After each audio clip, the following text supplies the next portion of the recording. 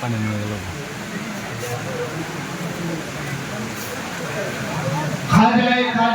খাজা মঈনুদ্দিন চিশতি রহমাতুল্লাহ আলাইহি বিখ্যাত কল এই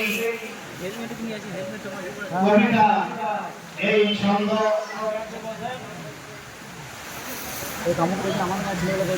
ভাই বিচলিত হবে না, একটু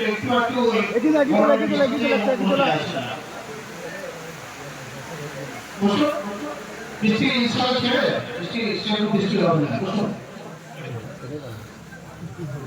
सास हुसैन बदसास हुसैन दीनास हुसैन दीन कलास हुसैन सरदत मदद दस दर दस्ते जी हक्का के बिना ला इलाहा हुसैन हुसैन হচ্ছেন পরকালের বাদশা, হোসেন হচ্ছেন দুনিয়ার বাদশা।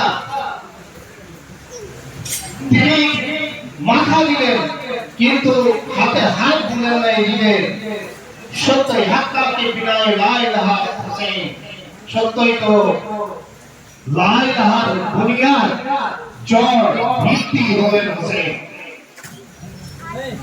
আমাদের যে দুই বুজুর্গের উপর, যে দুই ওলিয়ার উপর বড় ভক্তি রয়েছে আমাদের আহলে সুন্নাত জামাতের আকীদার লোকেদের, তার মধ্যে একজন বড় বীর দস্তগীর ইরানের হযরত সৈয়দ মহিউদ্দিন আব্দুল কাদের জিলানী রহমাতুল্লাহ আলাইহি এবং আমাদের বারে সাকিরে অন্তর ভারত পাকিস্তানে হযরত খাজা মঈনুদ্দিন চিশতি রহমাতুল্লাহ আলাইহি। এই দুই ওলি, এই দুই পীর, তাদের মর্তবা মাকাম আমাদের কাছে অনেক বুলন্দ। কেননা আমরা খাজা মঈনুদ্দিন চিশতি থেকে এই বারে সাকিরে অর্থাৎ ভারত পাকিস্তান বিভক্ত ভারতবর্ষে ইসলামকে পেয়েছি। আজ থেকে 800 বছর আগে তিনি ভারতবর্ষে এসে যে তাবলীগ করেছিলেন, তিনি তার জীবন অবস্থায় এবং তিনি তার শিষ্যদের নিয়ে 90 লক্ষ মানুষকে মুসলমান করতে সক্ষম হয়েছিল।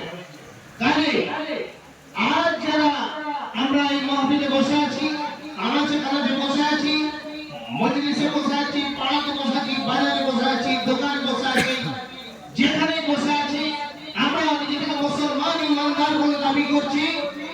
আজ যদি আল্লাহ রহম করম করে ওই 90 লক্ষ মানুষের ঘরে আমাদের জন্ম না দিতে, তাহলে কি ভাই আমরা মুসলমান হতে পারতাম? তো কাজেই এই মুসলমানের ভিড় যিনি ভারতবর্ষে পড়ে গেছেন, সেই খাজা মঈনুদ্দিন চিশতি রহমাতুল্লাহ আলাইহির বিখ্যাত কল হলে সাস হুসেন বদসাস হুসেন দীনাস হুসেন দীন কলাস হুসেন। দিনের পরিত্রাতা হচ্ছেন হোসেন, সরদত মদদ দস দর দস্তে জি, মাথা নিয়ে কিন্তু হাতে হাত দিলেন না। এই দিনের হাক্কা কে বিনা লা ইলাহা হুসেন, সত্যি হচ্ছে লা ইলাহা ইল্লাল্লাহ, তার ধর্মের বুনিয়াদ হচ্ছে হোসেন। এই জায়গা থেকে আমি যে কথা বলতে চাই, রাসূল পাকের বিখ্যাত হাদিস হোসেন মিন্নি ওয়া আলা বিলাল হোসেন বা হোসেন মিন্নি ওয়া আলা হোসেন। পাকিস্তানের লেখাপড়া যারা বড় আলেম, আহলে হাদিসের সৈয়দ জিয়াউদ্দিন বুখারী সাহেব আছেন, আপনারা ইউটিউব সার্চ করে ওনাকে পাবেন, আহলে হাদিসের মাওলানা। তিনি এই হাদিসের যে ব্যাখ্যা দিয়েছেন, আমি সেই ব্যাখ্যাটাই আপনাদের বলতে চাই। পীরপন্থী লোকেদের নয়, তাদের আহলে হাদিসের মাওলানা, বড় মাওলানা, লেখাপড়া জানা মাওলানা, যিনি আরব থেকে পুরো ফার্স্ট থেকে সেকেন্ড হননি, তিনি বলছেন, কি বলছেন, এই হাদিসের ব্যাখ্যা দিয়েছেন যে হুজুর সাল্লাল্লাহু আলাইহি ওয়াসাল্লামের এই হাদিস বর্ণনা করছেন বিখ্যাত সাহাবী রিজওয়ান বিন মুররা রাদিয়াল্লাহু তাআলা আনহু। এই হাদিস সহিহ হিব্বান, মুসনাদে আহমদ, তারপরে আপনার মুসনাদে হাকিম, মাজমু জাওয়ায়েদ ইত্যাদি বহু সহিহ হাদিসের কিতাবের মধ্যে এসেছে যে আল্লাহ রাসূল বলেছে, আমি আমার হোসেন আমার থেকে এবং আমি হোসেন থেকে। এই হাদিসের প্রেক্ষাপট সামনে অধিকটা শুনো। কোন গুরুত্বপূর্ণ বিষয় যে কোন হাদিস, কোন কল, কোন কথা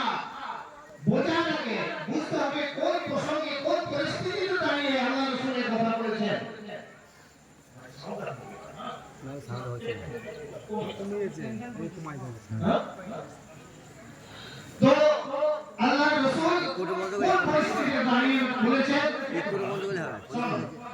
তো হযরত রাজা বিন মুরা রাদিয়াল্লাহু তাআলা আনহু বলেন আমরা আল্লাহ রাসূলের সঙ্গে মসজিদে নববী থেকে মদিনা পাকে যে মসজিদ তাকে বলে মসজিদে নববী সেই মসজিদে নববী থেকে আল্লাহ রাসূলের সঙ্গে সাহাবারা কি করলেন দাওয়াত খাওয়ার উদ্দেশ্যে বার হলেন আল্লাহ রাসূল সেই সাহাবাদের সঙ্গে নিয়ে চারপাশে আগে পিছে করে সাহাবারা রাসূলের পিছনে চলে যাচ্ছেন মদিনার রাস্তার মদিনার বাজারের রাস্তার মধ্যে দিয়ে এবং যেতে যেতে যেতে যেতে আল্লাহ রাসূল দাঁড়িয়ে কথা বলতে বলতে যাচ্ছেন হঠাৎ দেখছেন কি যে আল্লাহ রাসূল ইমাম হোসেনকে দেখলেন ছোট ছোট বাচ্চাদের সঙ্গে খেলে বেড়াচ্ছে ওই রাস্তার মধ্যে বসবাস হালতে ইমাম হোসেন খেলছিলেন বাচ্চাদের সঙ্গে রাস্তায় খেলছিলেন হযরত হুজুর সাল্লাল্লাহু আলাইহি সাল্লাম যখন সেই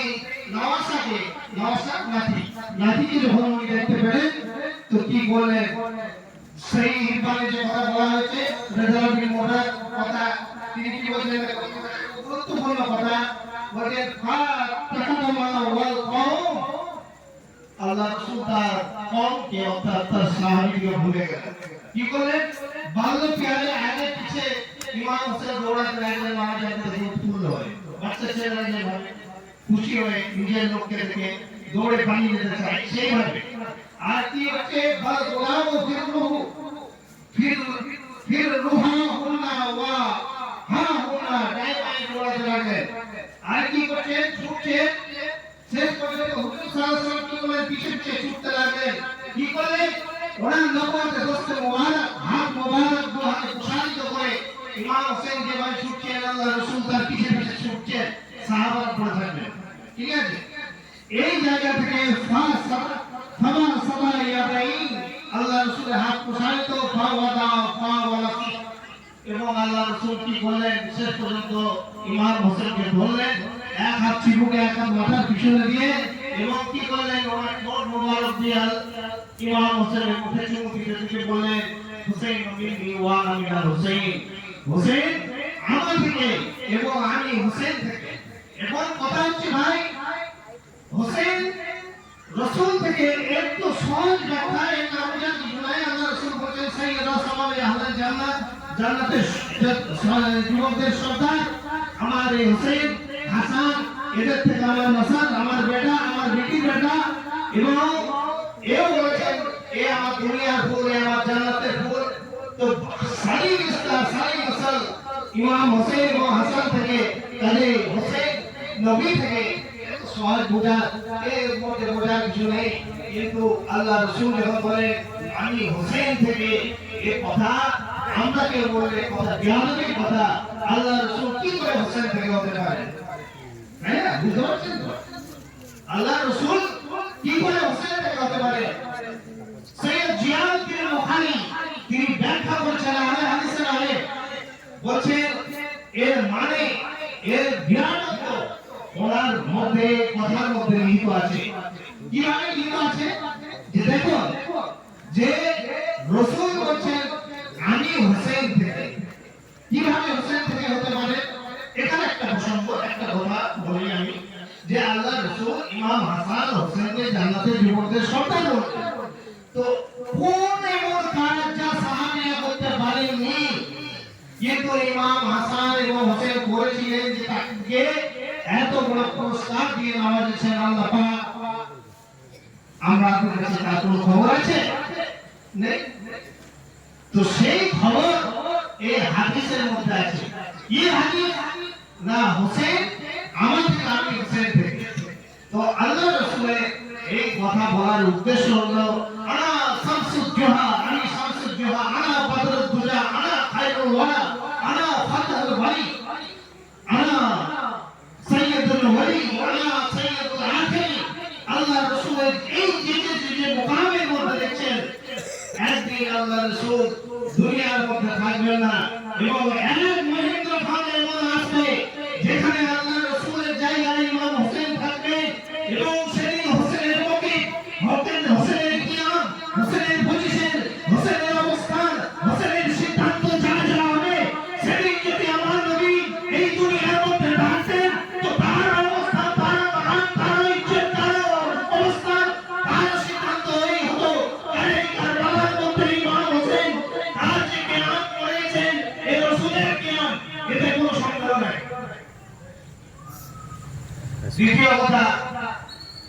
দিন তো সবার কাছে গিয়েছিল, দিনে পানাস হোসেন আব্দুল্লাহ ইবনে ওমরের কাছে গিয়েছিল, আব্দুল্লাহ ইবনে জুবাইরের কাছে গিয়েছিল, আরো যারা বড় ছিলেন আব্দুল্লাহ ইবনে আব্বাসের কাছে গিয়েছিল, কিন্তু দিনকে কেউ পানা দিতে পারেনি, রক্ষা করতে পারেনি, পরিত্রাণ করতে পারেনি।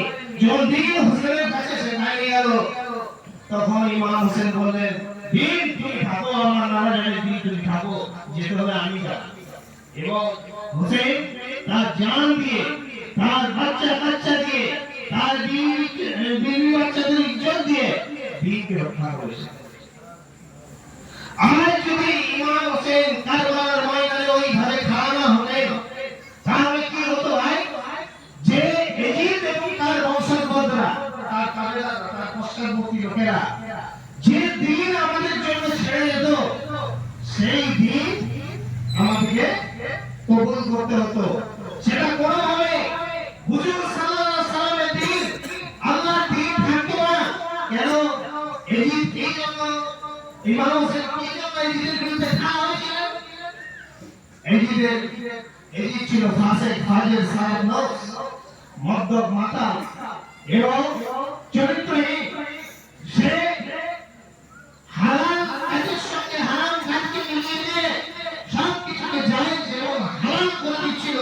ইমাম হোসেন খাড়া হয়েছিলেন এটা জানাতে, এটা বোঝাতে যে তুমি রাজ সিংহাসনে বসতে পারো, তুমি খেলাফতের সিংহাসনে যে বসেছো, এটা মুসলমানের শাসন হতে পারে, কিন্তু এটা ইসলামী শাসন নয়। অর্থাৎ এটা কোরআন এবং হাদিসের শাসন নয়, আমার নানা জানের দিন নয়, নানা জানের শাসন। মানুষ এটা বুঝেছে, মানুষ এটা মেনে নিয়েছে, যার ফলে যাদের সঙ্গে কাপড় এমন ভাবে মিশে যায়নি। আজকে আমরা সহজেই চেষ্টা করলে কি করি, যে ইমাম হোসেনের দিনকে যা আল্লাহ রাসূলের দিন, সেই দিনকে আমরা খুঁজে পাওয়ার চেষ্টা করি, খুঁজে পেতে পারি। কিন্তু হোসেন যদি সেদিন খাড়া না হতেন, এদিনকে আমরা পেতাম না। একটা পর্যায়ের পাইনের থেকে চার দিয়ে কাপড় থেকে আলাদা করা যায়, কিন্তু এমন একটা পাইন যদি হয়ে যায় যেটা কাপড় বেশি আর চাল দু চারটে সেখান থেকে চালকে বেছে নেওয়া যায়। যাই হোক, এই যে কারবালার ইতিহাসে আমরা দেখি দু ধরনের লোক আমাদের সমাজে রয়েছে। এক ধরনের আছেন যারা মহরম করেন, কিন্তু তাজিমের সঙ্গে করেন না, ইজ্জতের সঙ্গে করেন না। ইমাম হোসেন যে মদ্যপের বিরুদ্ধে খাড়া হলেন, ইমাম হোসেন যে চরিত্রহীনের বিরুদ্ধে খাড়া হলেন, ইমাম হোসেন যে ফাসিক ফাজিরের বিরুদ্ধে খাড়া হলেন, আমরা সেই ফাসিক ফাজির শারীরিক নফস এবং চরিত্রহীন ভোট হয়ে রয়েছি, অথচ ইমাম হোসেন বলছি লাফাচ্ছি না। এরা হোসেনি নন। আর যারা ইমাম হোসেনের ইয়াদের সময় এলে, মহরমের সময় এলে, তাদের প্রথম যে মহরম মাসের প্রথম জুমাটা পড়ে, সেইখানে উঠে দাঁড়িয়ে ইমাম হোসেনের বংশাধীদের গালি দেয়, আর তাকে ইমান থেকে, ইসলাম থেকে খারিজ করে, আর এই জিদকে সাফায়াত করার জন্য, এর জিদের নামে সুপারিশ করার জন্য নানা রকম ভাবে মানুষকে বিভ্রান্ত করার চেষ্টা করে। এরাও ইমাম হোসেনের পদে নেই।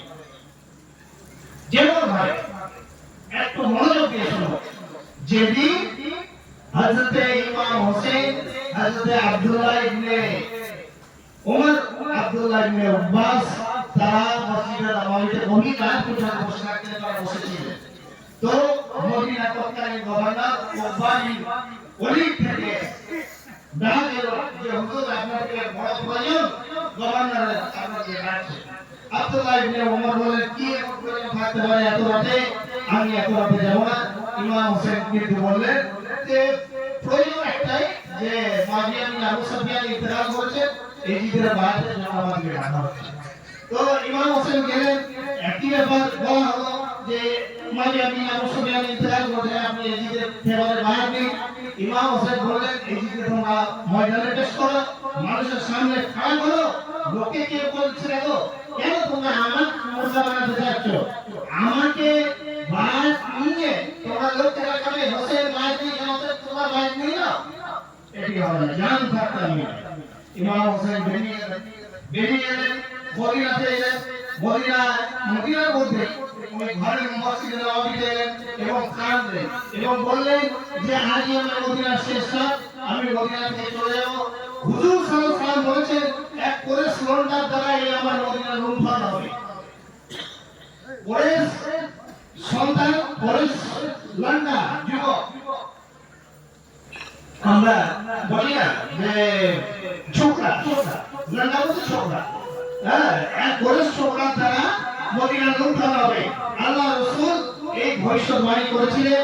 ইমাম হোসেন বলেছিলেন আমি ওই কোরেশ লন্ডা হতে চাই না। উনি জানতেন কাউকে বলবেন হোসেন এখানে আছে, তার জন্য মদিনা আক্রমণ হয়েছে, মদিনা লুণ্ঠন হয়েছে, অতএব হোসেন যদি এখানে না থাকতেন মদিনার এই হালত হতো। কাজে ইমাম হোসেন সেদিনই কাঁদলেন এবং বললেন যে কি না আজ থেকে আমি মদিনা ছেড়ে দিলাম, মদিনা থেকে আমি বেরিয়ে গেলাম, আর আমার মদিনায় থাকা যাবে না। ইমাম হোসেন সেই যে মদিনা থেকে বেরিয়ে গেলেন, কিভাবে বেরিয়ে যেভাবে সাঙ্গ ভাঙ্গ ঘরের লোক মেয়ে ছেলে সবাই বেরিয়ে গেলেন মক্কাতে গিয়ে ওই সবার সামনে বক্তৃতা দিলেন। হাজার আলেমকে উনি ডাকালেন, হযরত আবু হানিফা থেকে হযরত মুহাম্মদ বিন হানাফিয়াকে দিয়ে এবং তার চাচাতো ভাই মোলাই আব্দুল্লাহ ইবনে জাফরকে নিয়ে, এবং সেখানে উনি বললেন যে দেখো তোমরা তো আলেম, তোমরা তো কি হচ্ছে যে সমাজের লোকরা যে তোমাদেরকে সিংহাসন ছেড়ে দেয়, আসন ছেড়ে দেয়, তোমাদের ইজ্জত করে সম্মান করে কেন করে? যে তোমরা হক কথা বলবে, তোমরা সাধারণ মানুষের কথা শাসকের কাছে গিয়ে বলবে, শাসকের অন্যায় ক্ষেত্রে তার প্রতিবাদ করবে, শাসক জুলুম করলে তোমরা সাধারণ মানুষের ব্যাপারে কথা বলবে।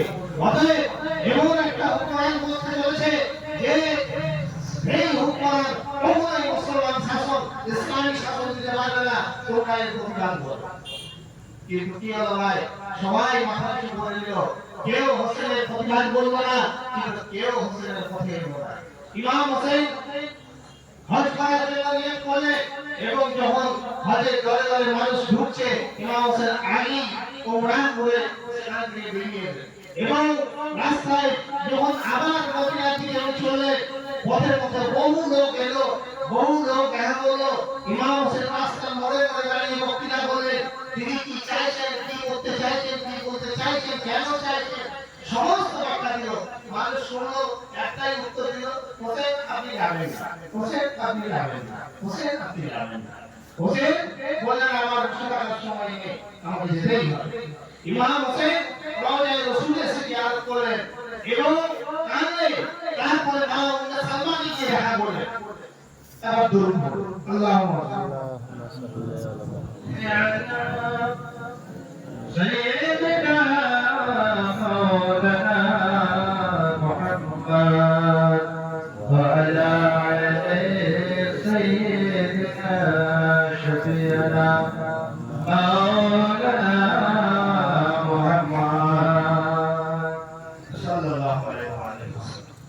হোসেন মা উম্মে সালমার কাছে এলেন। উম্মে সালমা ইতিহাস করেছে, আমি ওইদিকে বিস্তারিত যেতে অনেক সময় লেগে যাবে। উম্মে সালমা হুজুর সাল্লাল্লাহু আলাইহি ওয়াসাল্লাম সেই যে আপনারা জানেন কারবালার মাটি আল্লাহ রাসূলকে ফেরেশতা জিবরিল আমিন দিয়েছিল। আল্লাহ রাসূল একদিন ইমাম হোসেন দুধের বাচ্চা করে নিয়ে ঘরের মধ্যে তার থেকে ছিল, মা উম্মে সালমা ঘরের মধ্যে ঢুকলেন এবং বললেন ইয়া রাসূলুল্লাহ আমার বাবা আপনার পথতলে কোরবানি হয়ে যাক, আপনি কাঁদছেন। আল্লাহ রাসূল বলেন এই মাত্র জিবরিল আমার খবর দিয়ে গেল যে আপনার এই উম্মতকে, আপনার এই নামধারী, আপনার এই জাতিকে, আপনার এই নামধারী উম্মতরা একদিন কি করবে, জানে মানুষ শহীদ করবে, কতল করবে, হিংস্রভাবে শহীদ করবে, নির্মমভাবে শহীদ করবে। আল্লাহ রাসূল এই বলার পর মা উম্মে সালমার হাতে এক লোক মাটি তুলে দিয়ে বলেন যে উম্মে সালমা তুমি যত্ন করে দাও। পাখির মধ্যে উম্মে সালমা কেঁদে হুজুর বলেছিলেন যেদিন আমার হোসেন শহীদ হবে সেই দিনে মাটি খুঁড়ে পরিণত হবে, চারটা পাত্রে পরিণত হবে। হ্যাঁ বলেছি তো সেই মা উম্মে সালমা একমাত্র হুজুর সাল্লাল্লাহু আলাইহি ওয়াসাল্লামের বিবিদের মধ্যে জিন্দা ছিলেন। তো উম্মে সালমার কাছে যখন গিয়ে আরজি করলেন যে মারিয়া আমি কারবালা কুফায় যাচ্ছি, উম্মে সালমা হযরত ইমাম হোসেনের হাত ধরে কে ফেললেন যে হোসেন বেটা তুমি যাও না, তোমাকে ওরা কতল করে দেবে, তোমাকে শহীদ করে দেবে। ইমাম হোসেন বললেন আমি শহীদ হতে যাচ্ছি, আমি কতল হতে যাচ্ছি, আমি হোসেন, আমি নবীর হোসেন, আমাকে থেকে আপনাকে দেওয়া যাবে না, কখনোই আমাকে দেওয়া যাবে না। এই যে জামিনের তত্ত্বে সাধারণ মানুষ ভয় পেয়ে আজ মুসলমান যাই না আমরা তসবিহ নিয়ে ঘরে ঘরে বসে পড়েছে যে আমরা আর দুনিয়া দিতে নেই। এরা যখন দেখবে যে ইমাম হোসেন কতল হয়েছে এবং কি হবে, তো তখন তারা ভাববে তাদের মনে দয়া হবে। মা উম্মে সালমা বলে তুমি কতল হতে যাচ্ছ, শহীদ হচ্ছে যাচ্ছ, যাও, কিন্তু তুমি তোমার বিবি বাচ্চাদের জন্য কি জন্য নিয়ে যাচ্ছ, তুমি বোনদের কি জন্য নিয়ে যাচ্ছ, বন্ধুদের কি জন্য নিয়ে যাচ্ছ? ইমাম হোসেন বলেন এই জন্য নিয়ে যাচ্ছি আমি কতল হব, আমি শহীদ হব। আর এই আমার আলে ভাই, আমার ঘরের লোকেরা, নবীর ঘরের লোকেরা, নবীর ঘরের ব্যক্তিদের গলায় দড়ি পড়বে, তাকে টানতে রাস্তায় বের করে করে কুফাতে নিয়ে যাবে, কুফাতে দামেস্কে নিয়ে যাবে, মানুষ খাড়া হবে, মানুষ উঠে দাঁড়াবে, মানুষ ওই জায়গায় আমাদের বসে রাখতে পারবে না। তারা কি করবে? এই জালিমের তত্ত্বে উল্টে দেবে, এই জালিমের সিংহাসনকে উল্টে দেবে। কেন? একটাই কারণ, যে ইমাম হোসেন কোন অবুঝ ছিলেন না, ইমাম হোসেন কোন অজ্ঞানী মানুষ ছিলেন না। তিনি জানেন পৃথিবীর 60% এলাকা ইজিদের তত্ত্বের মধ্যে রয়েছে, সেখানে দু চারজন লোককে লব্বায়ে ইয়া হোসেন বলে হাজির হলে সেই কটা লোককে নিয়ে ইজিদের সিংহাসনকে টলানো যাবে না। কাজে ওনার পক্ষে যেটা সম্ভব ছিল, যেভাবে প্রস্তাব করা সম্ভব ছিল, সেইভাবে কাজ হয়েছে। মানুষ জেগে উঠছে ইমাম হোসেনের শহীদের পরে, মানুষ জেগে উঠছে রসুলের বেটিদের বেহুমাদের পরে, এবং কি হচ্ছে 10,000 সাহাবী প্রতিবাদ করেছে, এবং একটা সাহাবী ইমাম হোসেনের কতলের পরে ছিল না। মক্কা মদিনার মধ্যে যারা এদের ভাইকে না ভেঙে দিয়েছে, না অস্বীকার করেছে, না তুলে দিয়েছে, তো ঘটনা হচ্ছে এর পরবর্তীতে হামলা হচ্ছে, অর্থাৎ মদিনা লুণ্ঠন হচ্ছে। এই 3 দিনের জন্য মদিনাকে লুণ্ঠন করার অনুমতি দিয়েছে, সেখানে 10,000 লোক শহীদ হয়েছে এবং 700 সাহাবী কতল হয়েছে এবং 1,000 কুমারকে রক্তশক্ত হয়েছে। এত বিচার করা হয়েছে, এত লুণ্ঠন করেছে, মসজিদে নববীতে ঘোড়া করা হয়েছে, রাসূলের মেম্বারে কি হয়েছে, ঘোড়া মারা হয়েছে, ঘোড়া পায়খানা করেছে, পেচ্ছাপ করেছে, মাসা গ্রেফতার। মসজিদে নববী আল্লাহর রাসূলের মসজিদে নামাজ হয়নি, আযান হয়নি, আযান নামাজ হওয়ার মতো প্রবেশ হয়নি। এইভাবে মদিনাকে নির্বিচারে লুট করে এই বর্ণনা বহু সময় প্রয়োজন। যাই হোক, এইভাবে নির্বিচারে মদিনাকে লুণ্ঠন করে যাকে ওয়াকায়ে হারাম বলা হয়। এরপরে কি হলো, সেই সৈন্যরা আব্দুল্লাহ ইবনে জুবাইরকে জব্দ করার জন্য মক্কাতে গেল। আব্দুল্লাহ ইবনে জুবাইর মক্কাতে নিজে শারীরিক ভাবে ঘোষণা করেছিলেন। মক্কা যাওয়ার পরে সেই যে সৈন্যরা কি হলো, কাবা ঘরে কামান লাগলো, কাবা ঘরের দেওয়াল, একটা দেওয়াল ক্ষতিগ্রস্ত হলো, কাবা ঘরের লাগলো, কাবা ঘরের হাজরা সব পাথরকে এত বের হতির উপর হামলা করা হয়েছে, কিন্তু হয়ে গেল। এবং এই ঘটনার পরে এই ঘটনার সঙ্গে সঙ্গে এই মারা গেল, আল্লাহর গজব দ্বারা হলো। আব্দুল্লাহ ইবনে জুবাইর এই যে সৈন্যকে খবর পাঠালেন, এই তোরা খবর নে, তোদের শয়তানটা মারা গেছে, এই যে মারা গেছে, সে খবর দেখতে আসছিল। তারা সেই খবর পেয়ে ছত্রভঙ্গ হয়ে পালিয়ে। তো এই যে 3 ঘটনা, এই যে 3 জিনিস, ইমাম হোসেন এবং আহলে বাইতের উপর অত্যাচার, মদিনা লুণ্ঠন, সাহাবীদের উপর জুলুম, কতল, গায়রত, তাদের ঘর উজাড় করতে যে সমস্ত ঘরে রাসূল দাওয়াত দিয়ে যে সমস্ত ঘরে রাসূল আশ্রয় নিয়েছিলেন, যে সমস্ত ঘরে রাসূল বিশ্রাম করতেন, সেই সমস্ত ঘর বাড়ি নিশ্চিত দেওয়া হয়েছিল। আর মক্কায় দাওয়াত অনুমতি করা হয়েছিল। এই 3 কারণে আমাদের আহলে সুন্নাত জামাতের সমস্ত ইমাম, সমস্ত ফকিহ, সমস্ত বুজুর্গানে দিন এদিকে জাহান্নামে কারার দিয়েছেন। এর নিয়ে কোনো দ্বিমত নেই। কিন্তু আমার প্রশ্ন হচ্ছে অন্য, আমার প্রশ্ন হচ্ছে সেটা হচ্ছে আপনারা বোঝার চেষ্টা করুন যে ইমাম হোসেন এই যে কথা হলেন, শহীদ হলেন, এই যে ঘটনাটা ঘটলো, আমরা তো এদিকে এই জন্যই ঘৃণা করছি, এদিকে এই জন্যই আমরা অপছন্দ করছি, এদিকের খেলাফ আমরা এই জন্য হয়েছি। কিন্তু ইমাম হোসেন ছিলেন, তিনি যখন এদিকের বিরুদ্ধে ত্যাগ করেছিলেন, ধারণা হয়েছিলেন, প্রতিবাদের জন্য দাঁড়িয়েছিলেন, তখন ইমাম হোসেন কত হয়নি, ওয়াকায়ে হারাম হয়নি, আবার বেনামাজি হয়নি। আরে আজকে যদি আমরা মুসলিম হয়, ওই এক এজিদ অর্থাৎ ইমাম হোসেনের কাছে এজিদ বিন মুআবিয়া শুধু নয়, আমাদের সঙ্গে সঙ্গে সেই সমস্ত জামানের দিকে ঘৃণা করতে হবে যারা ওই এজিদের মতো ফাজে সাদ নসর চরিত্রহীন নম্বর বোঝার চেষ্টা করুন। তাদেরকে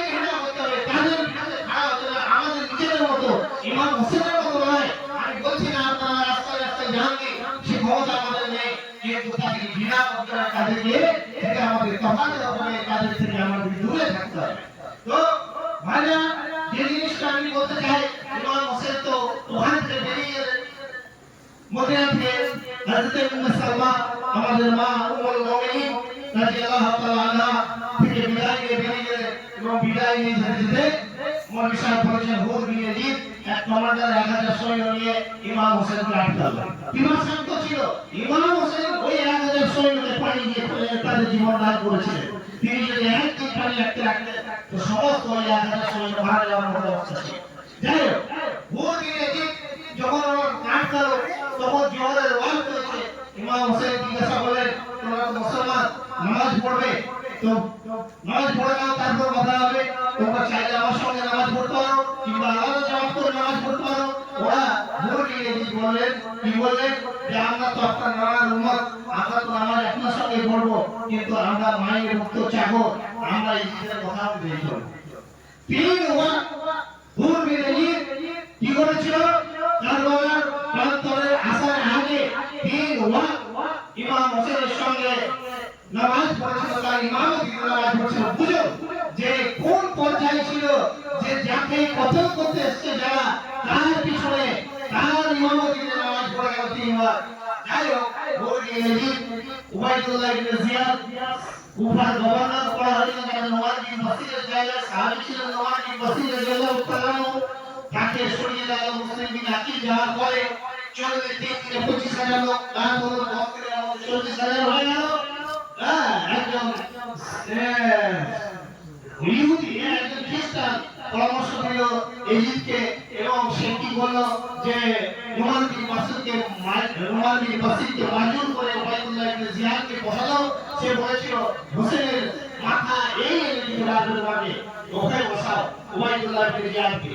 তো উবাইদুল্লাহ ইবনে জিয়াদ সে সিংহাসনে বসে, তখন সে কি বললো, ভুরগি এদিকে বললো আমাদের নির্দেশ আছে, আপনি কুফা যেতে পারবেন না, কুফা আপনাকে যেতে দেওয়া হবে না।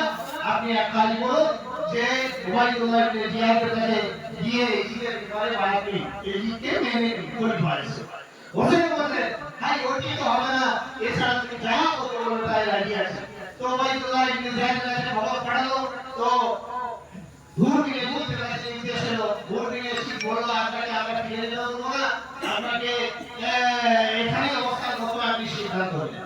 এবং ভুরগিনে যে কথাটা প্রথমেই বলেছিল, মৌলভী সাহেব বললেন যে আপনি তো জানছেন আপনার সাথে দিবে না, আপনার সঙ্গে কেউ খাওয়া হবে না, আপনি এলেন কেন? আপনি আমাদের মুসলমান হতে, আমরা চাকরি করি এবং আমাদের হুকুম করে জানতে আপনার কথা একটু প্রশ্ন করে ধরে দিলেন। ইমাম হোসেন তার উত্তর দিয়েছিলেন এইভাবে যে 3 বস্তা চিঠি এনেছিলেন। সেই চিঠিগুলো নিয়ে আসার পর বলেন যে এই চিঠিগুলো কুফার লোকরা আমাকে দিয়েছে, আমি রেখেছি কেমন করার জন্য, প্রতিবাদ করার জন্য, নেতৃত্ব দেওয়ার জন্য। তাহলে আমি কি করি? ভুরগিনে যদি বলা এই চিঠি আমি ও আমার লোকেরা কেউ দেয়, ঠিক আছে, কিন্তু ইমাম হোসেন বললেন যে দেখো হুর, সেদিন কিয়ামতের ময়দানে আল্লাহ পাক যখন বলবেন যে মুসলমান বান্দা, এই জামানার মুসলমান বান্দা, এই জামানার মুসলমান বান্দা, তোমরা ইজিদকে ফাঁসি দেখার পরেও কেন তোমরা তার বিরুদ্ধে কেন করনি, বহুল করনি, কেন প্রতিবাদ করনি? তো কুফার লোকরা ভালো করবে, হে আল্লাহ, এরা বলে যে আমরা তো কেন করতে চেয়েছিলাম, আমাদের তো আশা ছিল যে আমরা ইজিদকে রক্ত করতে দেবো না, কেউ আমাদের কাছে এগিয়ে আসেনি, কেউ আমাদের নেতৃত্ব দিতে এগিয়ে আসেনি। এবং ইমাম হোসেনকে আমরা চিনতে দিয়েছিলাম, ইমাম হোসেন আমাদের কাছে আমাদের সাথ দিতে আসেন। ইমাম হোসেন বলেছেন, বলো এরপরে আমি কি করে মক্কায় বসে থাকতে পারি, এরপরেও কিভাবে আমি মদিনায় বসে থাকতে পারি, তাই আমাকে আসতেই হবে এবং আসতে হতো, আর আমি ইমাম হোসেন এই কথা পরিপ্রেক্ষিতে ভুরগিনে কি করলো, উবাইদুল্লাহ ইবনে জিয়াদের হুকুম মতো তার ফুরাতের কিনারায় নিয়ে একটা নির্দিষ্ট জায়গায় তাকে বন্দী করে দিল, কারবালার ময়দান। একদিকে ফুরাত, সেই পানি ঘিরে রেখেছে, অন্যদিকে মরুভূমি। এবার সেখান থেকে বেরোবার আর কোনো পথ নেই।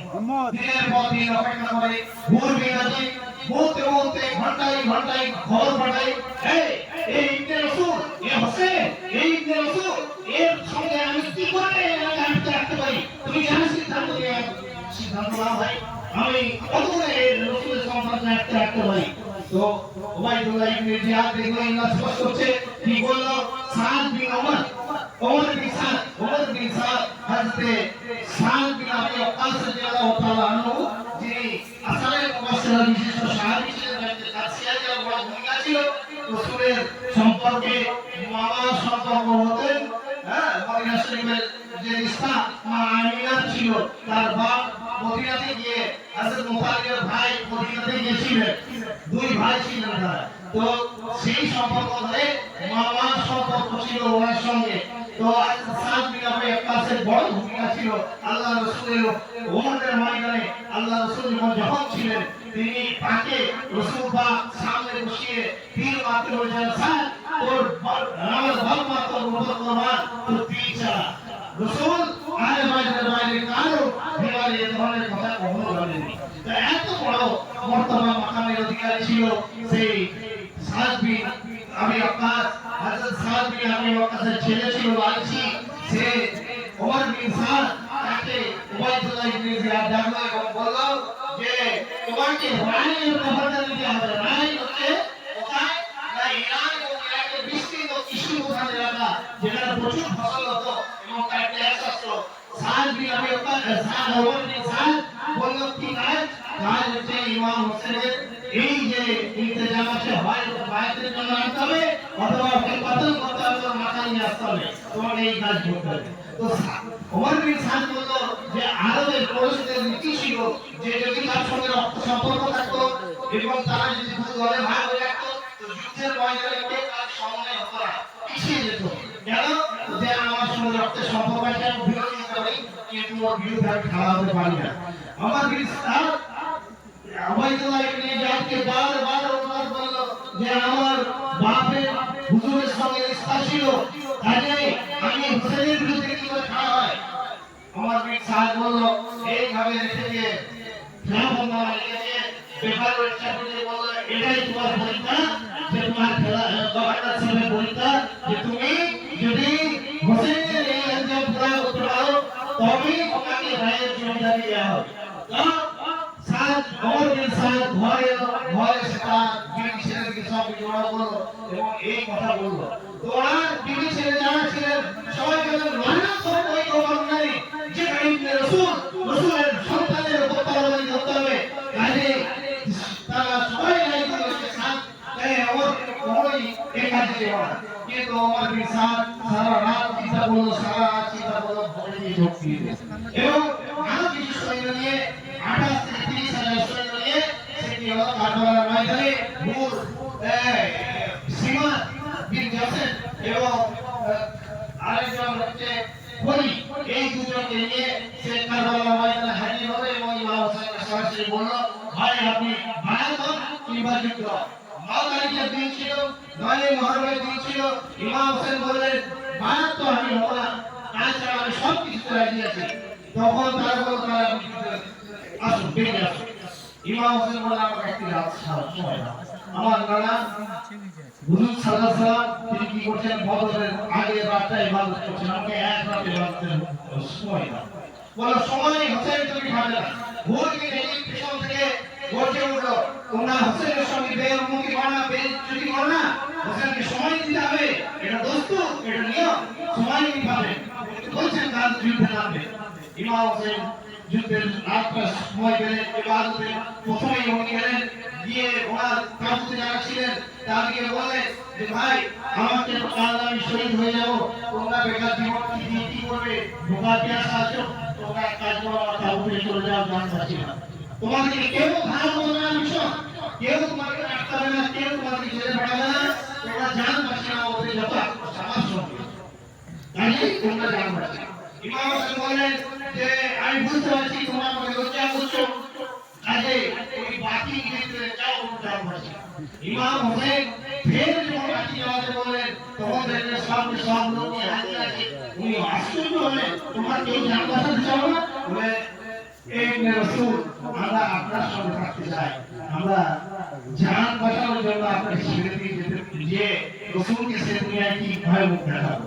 তো এমন আশ্চর্যের ঘটনা এই অন্ধকারের সুযোগে ভুল বেঁধে তার সঙ্গভঙ্গ সমেত ইমামের তাঁবুর মধ্যে এসে ইমামের সামনে বসে পড়েছে। ভুল তুমি কি খবর? বলে এ ইমাম, এ হোসেন আমাকে মাফ করুন, আমি যদি জানতাম রাসূলের আওলাদের উপর এই ভূমিকা দেওয়া হবে, এই আঞ্জাম দেওয়া হবে, তাহলে আমি কখনো এখানে আসতাম না। কাজে আমি হচ্ছে মূল অপরাধী, আমি আপনাকে ছেড়ে দিয়েছি। আপনার পক্ষ থেকে তার প্রথম শহীদ কে হবে না আমি হুজুর নিয়োজিত হব এবং তারিখে এবং আপনারা মনে রাখবেন ভোর মিলেনি কোথায় ছিল বিজয়ীদের সঙ্গে ছিল যেদিকে পানি ছিল যেদিকে খাবার ছিল যেদিকে সম্মান ছিল যেখানে বিজয়ের 100% আস্থা ছিল যেখানে উল্লাস ছিল যেখানে সারা দুনিয়া ছিল জগৎ ছিল হিরে ছিল মানিক ছিল সোনা ছিল অর্থ ছিল পদ ছিল সব কিছু ছিল আর যেখানে সুবিজ্ঞতা ছিল দেহবন্ধ ছিল যেখানে সব কিছু উদাহরণ ছিল ভূত সেখানে সাহায্য ছিল কেন হলো ভাই কেন হলো এই জন্যই হলো যে আখেরা আজকে যারা হোসেন আর ইসলামের অবস্থান বুঝতে পারছেন না তারা একটা জিনিস বোঝার চেষ্টা করুন যে কি না আমরা যারা মুসলমান হওয়ার সৌভাগ্য অর্জন করেছি আমাদের প্রত্যেকের খায়েশ তো আল্লাহ যেটা আমাদের জান্নাতে দেয় জান্নাতের খায়েশ তো কি করেন না জান্নাতের খায়েশ জান্নাতের ইচ্ছা পোষণ করে কি করেন না জান্নাতের আকাঙ্ক্ষা করে কি করেন না তো প্রত্যেক মানুষের জান্নাতের আকাঙ্ক্ষা আছে তো কে মুসলমান আছে কে কালমা পড়নে আছে মুসলিমের নামে যে বলবে হোসেনের আখেরাত কি হবে আমি জানি না আসে কি সবাই জান্নাতে সাইয়্যিদা আসাম হবে আহলাল জান্নাত হোসেন জান্নাতে যুবকদের সর্দার আর যারা ছেড়ে যায়নি তারা সেই জান্নাতি সর্দারের গোলামিতে থেকেছে থাকতে চেয়েছে আর যিনি ভূমিতে রেখে এসেছেন তিনিও ওই জাহান্নামের রাস্তা থেকে সরে গেছে কি হয়েছে না হোসেনের দলে মিশে গেছে হোসেনের পছন্দের আশ্রয় নিচ্ছে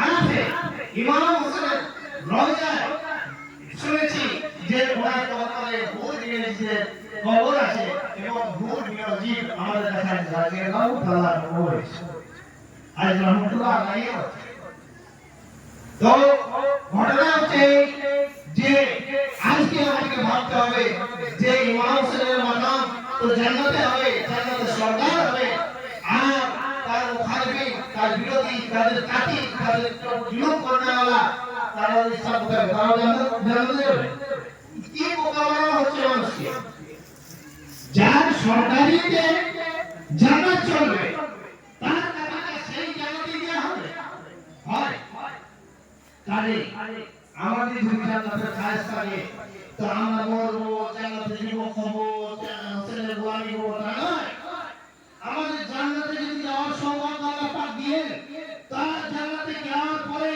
ইমাম হোসেনের ইমাম হাসানের বিবি ফাতেমা আলী হুজুর সাল্লাল্লাহু আলাইহি ওয়াসাল্লামের আহলে বাইতের গোলামি করতে হবে এবং আল্লাহ রাসূল হরেক জায়গায় আহলে বাইতের জান্নাতে সর্দার বলেছেন সাহাবীদের জান্নাতি বলেছেন কিন্তু ভাই জান্নাতে সর্দার বলেছেন মৌলভী সাহেব রয়েছে কোন হাদিসে আল্লাহ রাসূল কোন সাহাবীকে জান্নাতে সর্দার বলেন আল্লাহ রাসূল হযরতে হামজা কে বলেছে আলী কে বলেছে ফাতেমা বলেছে তো আমাদের যদি জান্নাত লাভ করা একান্ত খায়েশ হয় এবং সেখানে আঞ্জাম যদি হয় ইমাম হোসেনের গোলামি করা তাহলে ভাই ভেবে দেখুন দুনিয়াতে আপনি গোলামি শুরু করুন দুনিয়াতে আপনি গোলামি শুরু করুন আপনি দুনিয়াতে এই জিনের সঙ্গে থাকবেন আখিরাতে হোসেনের সঙ্গে থাকবেন এ কোনদিন না হয়েছে না হবে এ আকীদার খেলা হিসাবের খেলা হাদিসের খেলা কোরআনের খেলা যাই হোক আজকে সময় বড় অল্প এই যে ইমাম হোসেন ইবাদত করলেন রাতে বাকি দিয়ে দিলেন এবং আখিরাতের কিয়ামের জন্য আমরা ইমাম হোসেনকে মনে রাখবো সেই জায়গা থেকে আমি একটা কথা বলতে চাই যে ভাই ইমাম হোসেন 10ই মুহররম শহীদ হলেন আমি বক্তব্য সংক্ষিপ্ত করে দিচ্ছি অনেক কথা হয়ে গেছে আপনাদের অসুবিধা হচ্ছে তো ইমাম হোসেন 10ই মুহররম শহীদ হলেন তার লাশকে 10টা ঘোড়া দিয়ে মিটিয়ে দেওয়ার চেষ্টা করা হলো তার মাথাকে কেটে বর্ষার উপরে তুলে রাস্তায় রাস্তায় ফেরি করা হলো তার ঘরে অর্থাৎ রসুলের ঘরে বেটি দিয়ে রাস্তায় রাস্তায় উপহাস করতে করতে মক্কা থেকে তার বাবা থেকে কুফা থেকে দামেস্কে নিয়ে যাওয়া হলো কিন্তু আমাদের বন্ধুদ্বয় হলো না যাদের বন্ধুদ্বয় হওয়ার তারা তার পরবর্তী ক্ষেত্রে শহীদ হলেন এবং তাকুল ঢালিলেন এবং যারা মক্কার মধ্যে মদিনার মধ্যে তাওফের মধ্যে অর্থাৎ হিজাজের মধ্যে যারা ছিল তারা আমাদের সঙ্গী আকীদা লোক তারা না হুসাইনকে সাথ দিয়েছিল না যারা কুফার থেকে চিঠি লিখেছিল যেমন সালমান বিন সালাম একজন বিশিষ্ট সাহাবী ছিলেন। হোসেন বোকারও ছিলেন না, যাত্রা দেখে চলে আসেননি। হোসেন 5 বছর হুজুর মাওলা আলী খেলাফতকালে উপাধি বাস করেছেন। তিনি জানতেন তার কি ভূমিকা। যে লোকরা দায়িত্বশীল ছিল তাদের ডাকে উনি গেছিলেন, সবার ডাকে উনি যাননি, কিন্তু তারা ভয় পেয়ে গেল। কোন সময়ে তারা হোসেনকে কোনো রকম ভাবে সাহায্য করলো না। ফলে কি হলো, হিজাজের লোক মক্কা মদিনা অর্থাৎ কাফের লোক, হিজাজ বলা হয়, হিজাজ প্রদেশের লোক, তারা হাজ্জাজ বিন ইউসুফের 4 বছরের মাথায় জড়িয়ে হলো।